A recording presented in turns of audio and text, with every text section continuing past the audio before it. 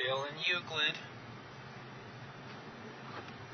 We're probably, it looks like we're at mile marker 56 on southbound Interstate 65 at 6:31 in the morning Central Time. It's pretty hairy out there right now. Real bad. Real nervous. Don't like it, don't like it. It's just pretty much blowing horizontal. Exactly parallel to the road. Blowing snow, drifting. We're alright. We're going 25 miles an hour, so it ain't gonna hurt us. Miss Ellie has never seen anything quite like this. It's the worst.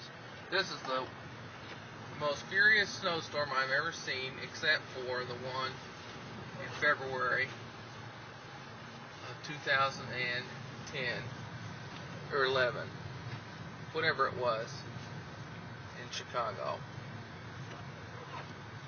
Just incredible. Point at these. Oh my gosh.